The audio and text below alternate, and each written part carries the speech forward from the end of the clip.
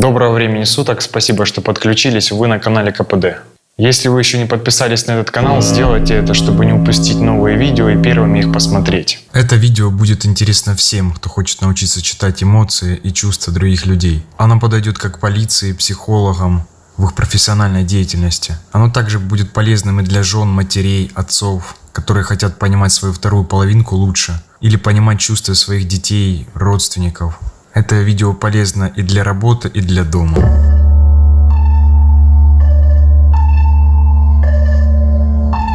Практикуем чтение микровыражений. Сегодня мы подкрепим полученное в прошлом видео знания невербалики микровыражений. Сегодня вместе с вами мы на практике разберем несколько сюжетов. В каждом из фрагментов мы будем работать с вами над чтением микровыражений, чтобы дополнить вербальную информацию из видео новой невербальной.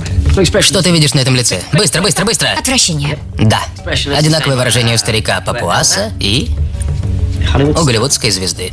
Конечно же, выражение эмоций в кино, которые нужны по сценарию в сюжете фильма, это задача актера. Поэтому если актер не самый удачный, то и выражение его языка тела будет скудным, либо противоречивым, либо даже лживым.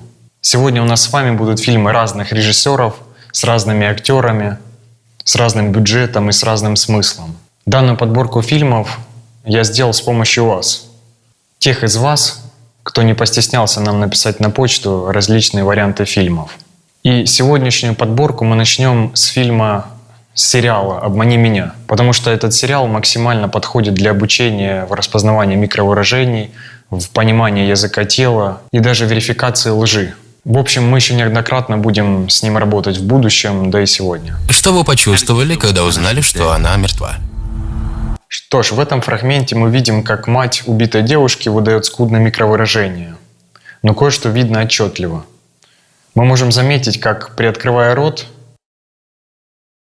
делается вдох, как будто бы она собирается нырять в воду. Это означает, что она шокирована полученной информацией, и ее тело, дабы восполнить самообладание, набирает как можно больше воздуха, чтобы привести себя в чувство. В фильме эта женщина судья, а это откладывает большой отпечаток на форме самовыражения эмоций. Данная профессия делает человека менее чувствительным к страданиям других людей, потому что иначе быть не может в ее профессии, ее просто разорвет на части, если она будет сочувствовать обоим сторонам судебного процесса. Любопытно. Ни складочки на лбу и вокруг глаз. Хотя и вздрогнула. Ну и? Она явно что-то скрывает. Возраст. Она использует ботокс. Ботокс парализует мышцы лица. Слезы были настоящие. И на лбу тоже была бы печаль. А вот тут в этом фрагменте уже чуть больше информации для нашего с вами анализа микровыражений. Эта запись сделана на следующий день после исчезновения детей Сьюзан Смит. Я люблю их. Я каждый день обращаюсь к Богу с молитвой. Кажется, она убита горем. Как же несправедливо. Кто-то мог забрать таких красивых детей. Мы видим, как левый уголок рта постоянно приподнимается в улыбке, хотя остальное лицо демонстрирует грусть, но асимметричную, поддельно. Вы можете заметить, как глаза направлены вниз в ощущение, кинестетику. Она занимается воспоминанием пережитых ощущений и пребывает в чувствах. Она находится мысленно в прошлом. Она сказала полиции, что у нее угнали машину. Но после призналась, что пристегнула детей. Столкнула машину в озеро. А теперь посмотрите внимательно. Выражение лица не соответствует словам. Лоб не задействован. Нет движения в области глаз. С таким лицом можно читать список покупок. Это была разминка, но прежде чем мы усложним нашу игру, посмотрим еще пару отрывков с комментарием Лайтмана.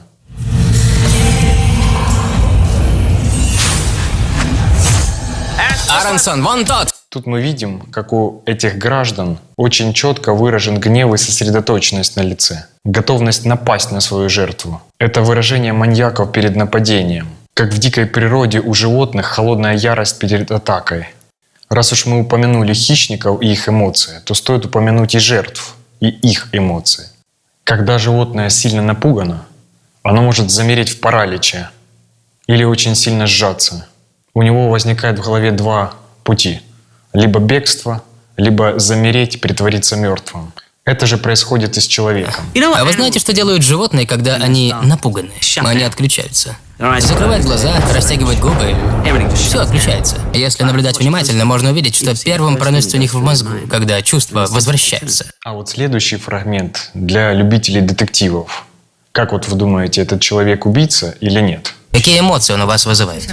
Печаль. А что видите здесь? Радость, счастье. А здесь? Обратите внимание, как этот человек отклонился назад и в сторону, не желая присоединяться к этому опыту, к тому, что показано на картинке. Это нормальная реакция для человека, который не часто встречается с мертвым телом. Кроме того, мы видим лицо, полное сострадания и сочувствия к жертве. Хотя по сюжету актер пытается скрывать данные чувства. Он замотивирован выдавать себя за убийцу. Но, как мы увидим из дальнейшего кусочка, Лайтман в это не верит. Просто хотел получить честную реакцию на фотографии. И то, что я получил, было ужасом и удивлением. Настоящий убийца, если показать ему жертву, испытывает отвращение, презрение, даже страх, но никак не удивление. Что ж, а вот на этом мы закончили с легкой частью нашего видео, и теперь мы можем перейти к более серьезным вещам. Видок. Этот фильм весьма мрачный, но мы с вами выделим нейтральные фрагменты и проанализируем их. Здесь мы видим, как прачка, пожимая плечами, приподнимает губы, хмурит брови, отвечая на вопрос, где ей найти ее коллегу. Это истинный жест, подтверждающий, что она говорит правду. Это значит, что язык ее тела полностью соответствует ее словам. Должен быть на глажке. Что, позвать? Далее немаловажный момент, что она смотрит в глаза собеседнику, а затем указывает направление, где найти коллегу с помощью кивка головой, в данный момент в правую сторону экрана, по направлению к цели. Дальше она делает небольшой дополнительный кивок, подтверждая истинность своих слов. Когда человек сам не верит тому, что говорит, кивок он не использует. Помните, что язык тела — это полностью автономная система, и она всегда говорит правду. Конечно же, матерый лжец может брать под контроль язык тела, но это будет ненадолго. Очень утомительно манипулировать языком тела. И для этого нужно недюжинный навык. Мало людей могут долго лгать своим телом.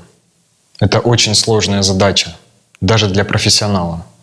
Постойте, я не простой журналист. А вот здесь хорошо различимы микровыражения. Мы видим страх на лице у собеседника гостя. Посмотрите, брови приподняты, растянуты, рот приоткрыт, уголки губ слегка растянуты. Жесты рук сперва означают «стоп», руки слегка подняты вверх, открытыми ладонями к собеседнику. Поза руки вверх, как бы сдается. Далее руки опускаются ниже уровня головы, и пальцы рук направлены к собеседнику. Это жест успокаивающий, так называемое удаленное поглаживание. Движения сначала плавные, но когда не получается успокоить словами, движения становятся резкими, как бы пресекая нападение на себя, как бы защищается от дикого зверя. Собеседник-хозяин смиряет взглядом гостя, оценивая его слова.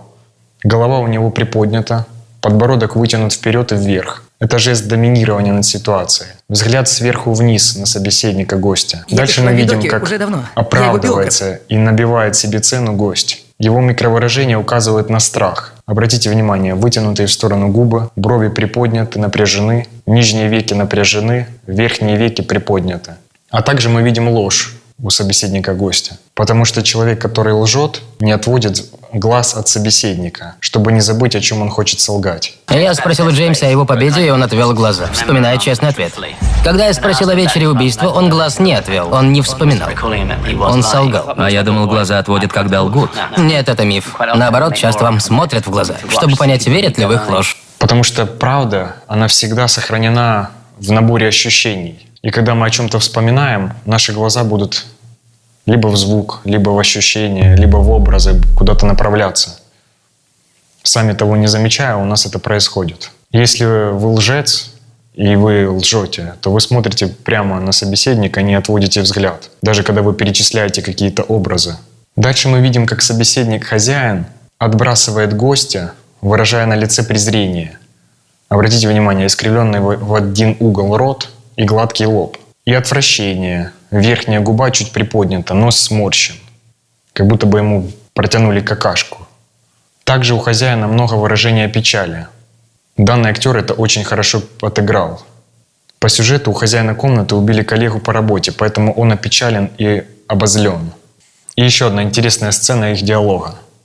Обратите внимание, насколько качественно актеры играют. Такое ощущение, что они сами не знают, что будет дальше, как именно развернется эта вся сцена. У них очень искреннее удивление у обоих. Обратите внимание, как, получив удар, гость сначала закрывает глаза от неожиданности, затем испытывает удивление, вздернутые на долю секунду брови и широко открытые глаза. Дальше он испытывает разочарование, опущенные плечи, короткий косой взгляд на собеседника, сжатые зубы, напряженные скулы, которая переходит в обиду. Опущенный взгляд, опущенные уголки губ, приоткрытый рот, небольшое покачивание головой, резкий выдох воздуха. И в конце это переходит в злость с элементами холодной ярости. Глаза не отводят, смотрят из-под лобья, челюсть напряжена, во взгляде гнев. Далее у нас не менее мрачный фильм, но в этом фильме очень красочно выражено микровыражение, которое мы с вами сможем распознать. Мы видим, как персонаж фильма выражает на лице печаль, иногда даже вспышки страха. Можно выделить блок микровыражений. Верхние веки слегка опущены, взгляд рассеян, уголки рта опущены вниз. Это печаль. Напряжены губы, веки напряжены и подняты.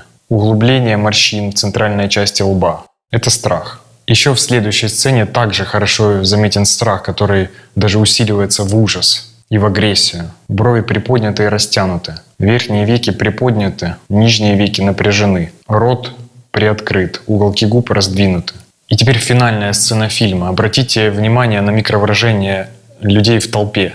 Люди, которые пришли на казнь главного героя фильма, подвержены влиянию на них особого парфюма. И теперь они начинают уже не ненавидеть его, а они постепенно скатываются к любви. Они начинают даже обожать главного героя. На лицах этих людей можно читать восхищение, любовь, интерес, влюбленность. Они обожествляют главного героя, смотрят на него как на святого. Теперь посмотрим на самого главного героя. Какие микровыражения мы сможем увидеть у него. Как именно он изменился с последней нашей сцены. Сперва видим интерес. Глаза широко раскрыты. Взгляд плавает по лицам окружающих. Рот приоткрыт. На лбу появляются мелкие морщины. Затем идет удивление. Рот приоткрыт.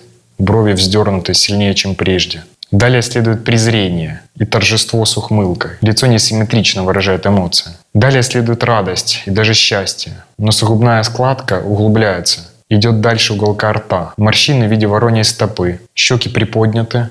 Углы рта смещены назад и вверх. Морщины под нижними веками. Затем идет печаль. Углубление носогубной складки. Щеки подняты. Складка треугольной формы с внутренним углом, направленным вверх. Вертикальные морщины. Внутренние уголки бровей подняты вверх. Подбородок приподнят. И теперь крайний момент из этого фильма, перед тем, как мы перейдем к следующему. Здесь мы можем увидеть, как профессор Снег из «Гарри Поттера» очень качественно передает эмоции своего персонажа, которого он отыгрывает. По сюжету главный герой этого фильма убил его дочь.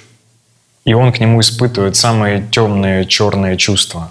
Но так как он подвержен тоже действию парфюма, его чувства начинают меняться. Прямо в процессе того, как он подходит все ближе и ближе к главному герою, пытаясь его убить.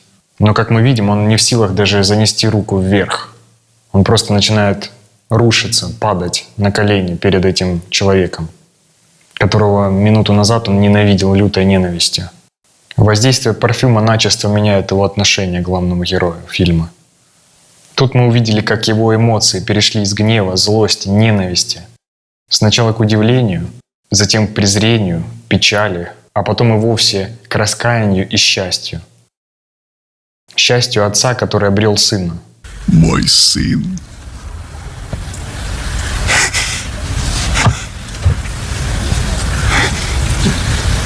Очень круто отыграл эту роль.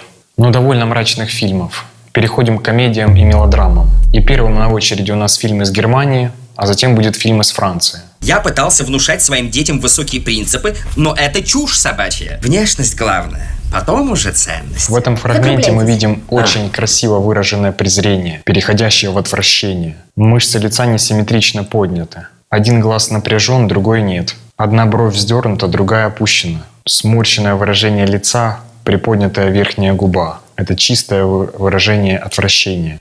А вот тут тоже кладезь микровыражений. Смотри на того. Разуй глаза. Здесь переход! Ты, Петрила, обкуренный! Слепая курица! Протри подхватники! Смотри, куда лезешь! Хорошо демонстрируется радость. Воронья стопа, поднятые щеки, открытый рот в улыбке. Затем мы видим, как явно выражается страх, который перерастает в панику. Брови подняты и сведены, рот широко раскрыт. А тут у девушки хорошо видно сначала удивление, Слегка приоткрыт рот, сведены брови, отвисла челюсть, приподнят кадык, сощурены глаза.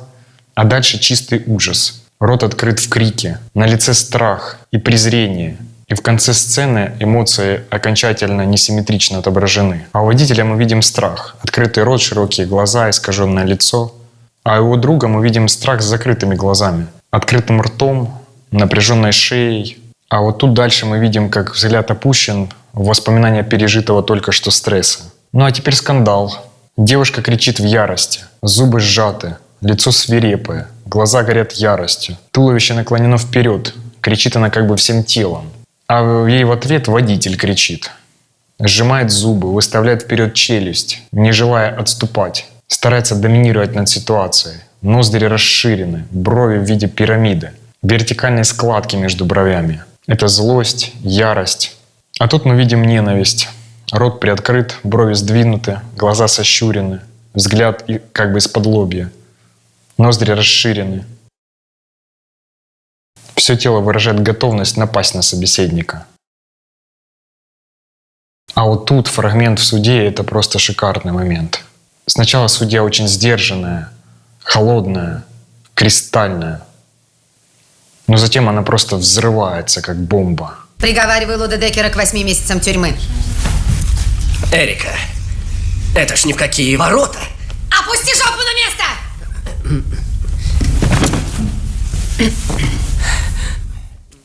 Тут она еще со сдержанными чувствами скептически смотрит на обвиняемого. Она активно подавляет желание кричать. У нее напряжены скулы, рот растянут в стороны. А вот здесь ноздри начинают расширяться. Набирается воздух для того, чтобы взорваться. Идет импульс от самой груди и поднимается сквозь горло вверх. Нос морщится, губа задирается в презрении, брови сводятся вместе, оскаливаются зубы, начинается крик. В порыве ярости она водит даже головой из стороны в сторону, как бы распыляя крик по всему залу, чтобы заполнить им все пространство комнаты, чтобы каждый из присутствующих понял, кто в доме хозяин. Она так кричит, что даже ее подчиненные реагируют удивлением и страхом. Ее лоб заполнен вертикальными морщинками. А вот тут внезапно к ней возвращается самообладание. Она глазами ныряет в память, ей становится стыдно за то, что произошло, и она внезапно смягчается. Телом отстраняется назад, как бы отступая от ситуации.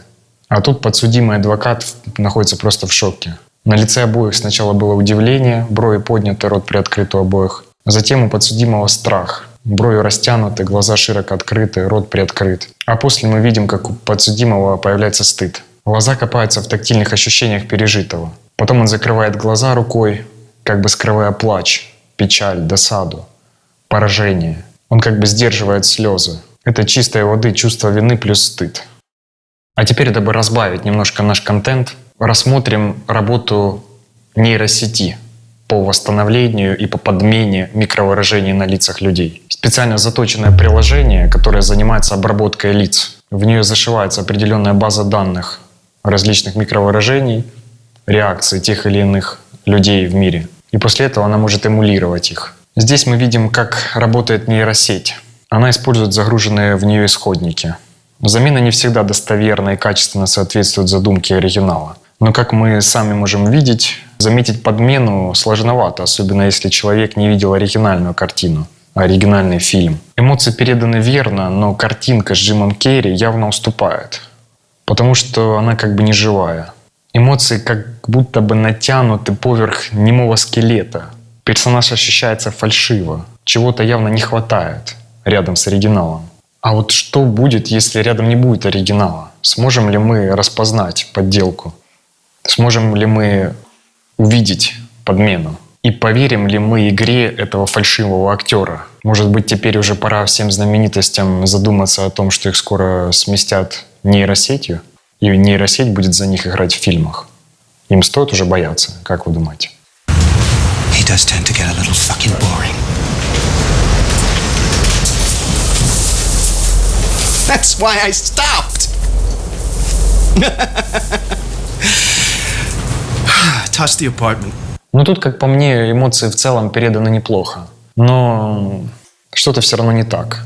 Там, где у оригинала была натуральная, красивая, качественная злость, у подделки, она какая-то другая злость. Чего-то в ней не хватает. И давайте теперь вот подробнее разберемся, чего же именно. Может быть, потому что лицо выглядит избыточно чисто, гладко. Слишком мало самих микровыражений, есть только яркие, пиковые эмоции. Но их, как обычно, мало для полноты передачи жизни.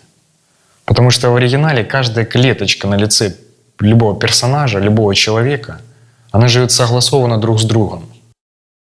Намерение человека передается всем его телом сразу. А у фейка мы видим эффект, как после ботокса. Какие-то части передают смысл послания нормально, но другие части совершенно не работают. А это рушит всю картину, и зрители сразу чувствуют фальшь. Ну и напоследок немножко оптимистичная мелодрама в студию, пожалуйста. Разберем 3 фрагмента из этого фильма. Если вы уже можете самостоятельно распознавать микровыражения, то после каждого просмотренного фрагмента ставьте на паузу и пишите свое мнение в комментариях, или в личном дневнике. И потом мы сравним их вместе. Поехали. Итак, фрагмент 1. Разыгрывайте. Нет, все правда. Умерли с интервалом в 3 месяца. Так это вы их убили, да? Нет. Тут хорошо видна радость. Обратите свое внимание, щеки приподняты, морщины под нижними веками. Уголки рта приподняты. И носогубная складка углубляется и идет дальше уголковых губ. Мужчина в фильме пытается подшучивать над девушкой. И она сначала как бы покупается на шутку и начинает даже оправдываться. Сперва мы видим на ее лице удивление, затем смущение. Глаза все время направлены вниз, в воспоминания и ощущения. Затем примирительная улыбка.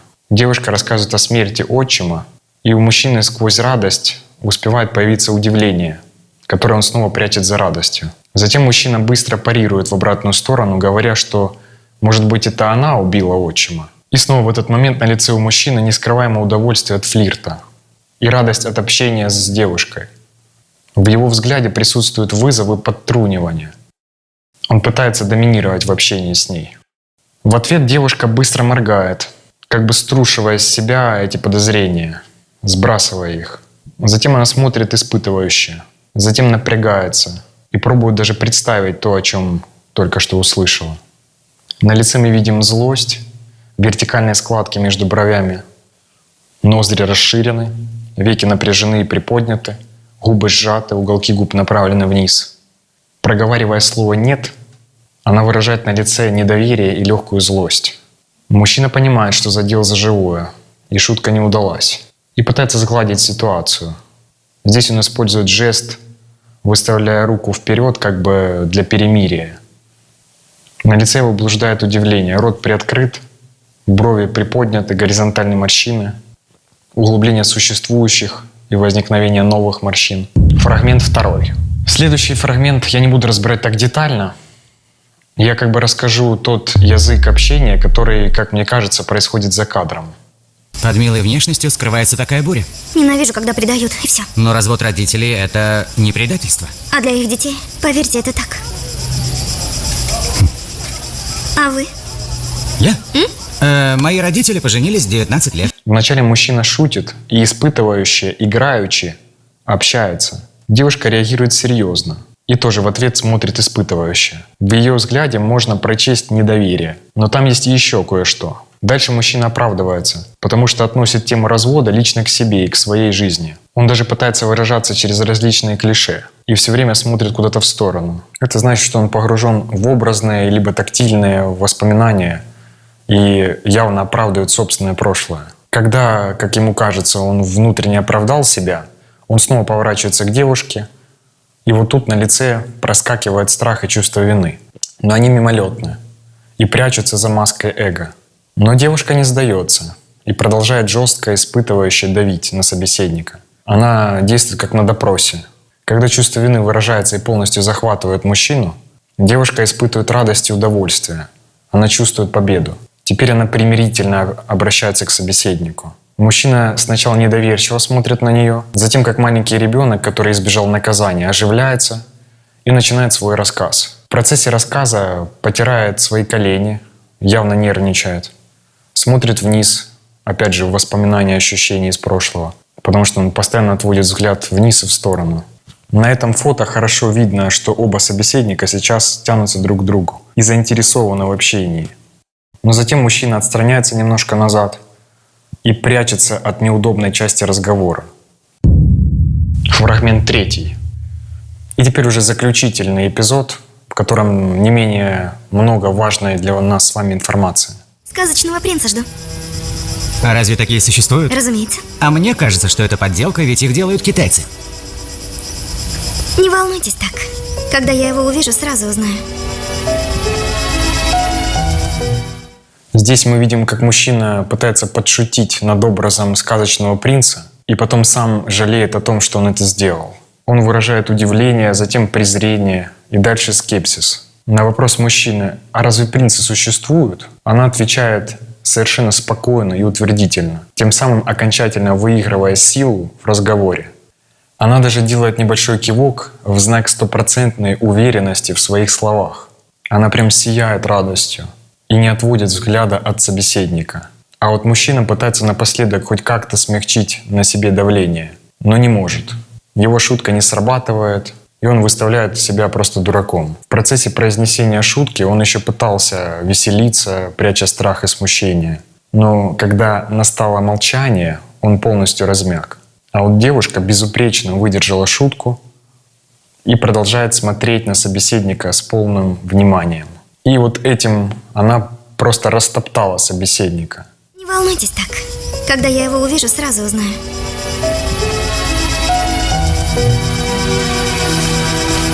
Все в порядке, месье, мадам?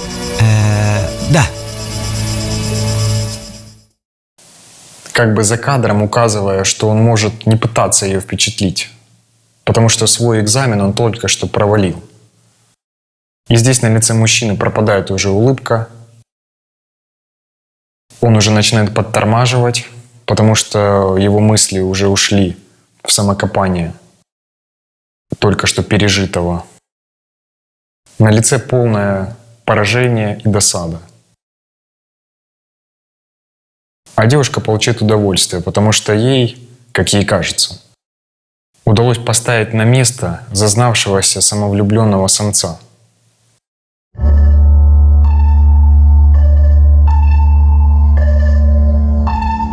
Вот такой вот у нас сегодня вышел с вами ролик. Если вам такой формат понравился, не забудьте поставить лайк и написать комментарий. Тем самым вы продвинете этот ролик и поднимете его среди остальных, и мы будем продолжать на эту же тему делать новые ролики. А на этом сегодня все. С вами был Артем Паршуков. Вы были на канале КПД. Спасибо, что были с нами. В следующем видео мы займемся изучением языка телодвижений. Тех поз, тех положений тела в пространстве, которые вы любите занимать, или которые любят занимать ваши друзья, близкие, родственники. Вы сможете еще больше погрузиться в эту тематику и считывать людей еще более качественно. Еще раз огромное спасибо, что были с нами. Увидимся.